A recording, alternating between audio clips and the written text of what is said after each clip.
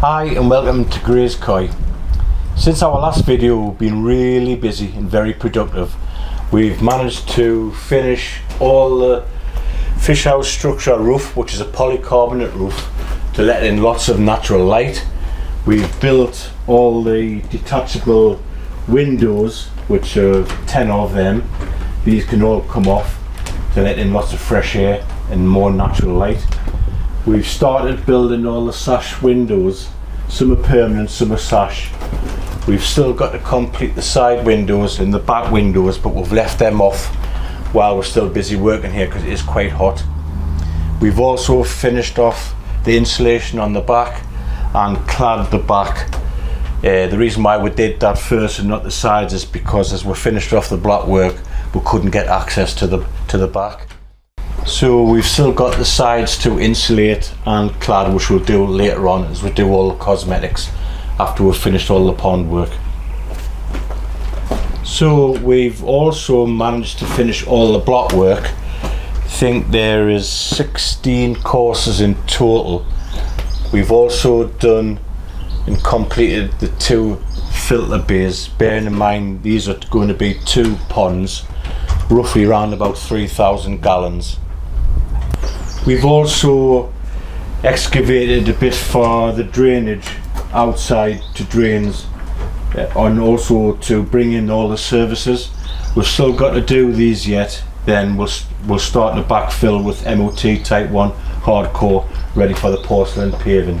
And the ground level is going to be around here, isn't it? The ground level is round about here, carrying this right the way through outside.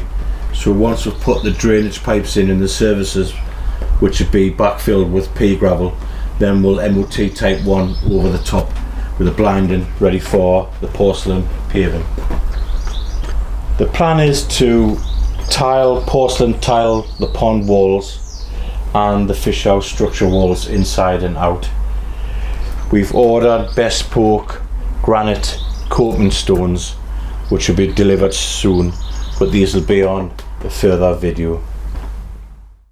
So here we are standing inside one of the ponds. We've got 16 courses of blocks laid, just under 6 foot. This is one of the overflows that we've set in with pipework, and this is approximately going to be about 5.5 foot.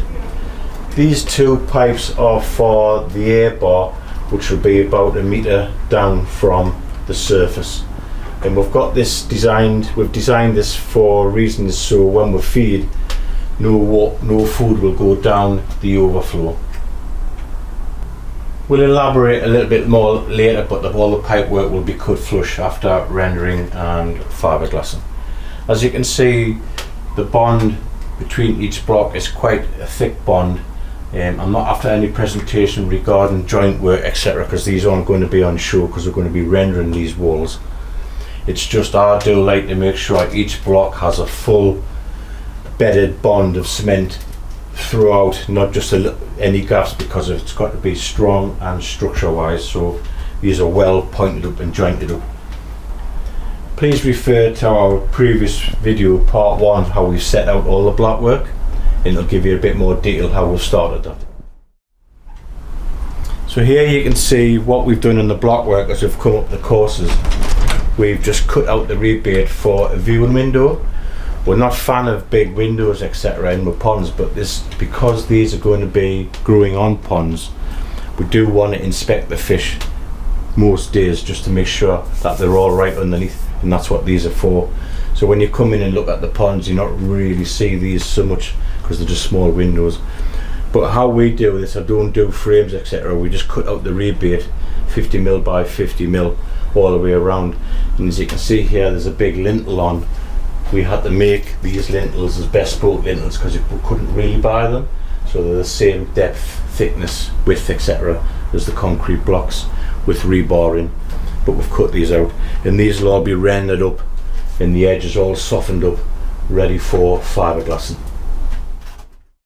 So you can see here we've installed our gravity returns, and some people will be thinking why so many, and what we've done is we've actually got 7 2-inch returns in here from the filter bays, which we'll elaborate a little bit later on. But basically what we'll do is, because this is a gravity fed pond, we have 2 drains in. Water down the drains, through the drum, over the showers, through the K1 colonist media and back through. So what we're trying to achieve here is what you call the wave motion, the turnover motion. A lot of people don't really fully understand when they're building the ponds that you must take into account the flow rate and turnover rate. Very, very important. And because we have so many returns here, what we're trying to achieve is all that, say, 3,000 gallons of water down the drains, through the drum, over the filters and back again. But because we've got so many returns, we don't want a bottleneck, but we also don't want that to be a torrent, but we want all that water back to turn over and come back through the filter again, and turn over, say, every 30 minutes, 45 minutes. That's what we're trying to achieve here. So if we only had 1 or 2 little returns, there'll be a massive bottleneck in the filter bay. So as we mentioned earlier on regarding the overflow, these are exactly the same. These have just been put in like this just for the build at the moment, but what I'll probably do, we'll cut these pipes about 1 inch long to make rendering that little bit easier. Then for fiberglassing, then after fiberglassing they'll be cut very, very flush to the fiberglass base, ready for top coating. But we'll show all that later on in the next video.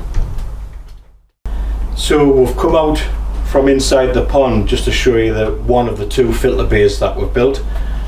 We've done the base and we've built the block filter here.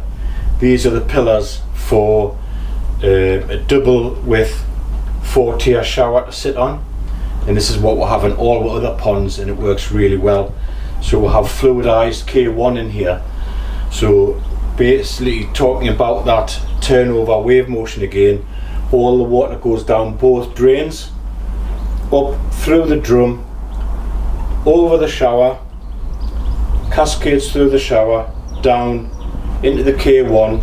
We also have a bottom drain in here where we also recirculate that water again, and we found that helps really well for a little bit more retention. Then back through those 7 returns. So it's not a torrent, but all that water can go back in. So we're talking about the flow rate and turnover again. With turnover on these ponds around about 3,000 gallons, we're hoping to be around about 30 to 40 minutes, give or take, based on the variable pump that we'll set to find that sweet spot. So as you can see, here are the 2 4-inch bottom drain pipes come from the 2 bottom drains in the pond here. These will have bore valves on eventually, 2 90s, and then into the drum, which will be around here. And from the drum, dead simple, the pipework will come round the back of the tank into the pump, which is going to be a flow friend, over the shower, 2 spray bars, 3-inch pipe, through the 4-tier shower, into the K1, where the K1 will tumble, and then back to the pond. So thanks again for watching this video. If you haven't seen our previous videos, please take a look. They should be in the comments below. And thank you for watching. And if you've got any questions, just drop them in the comments. Thank you.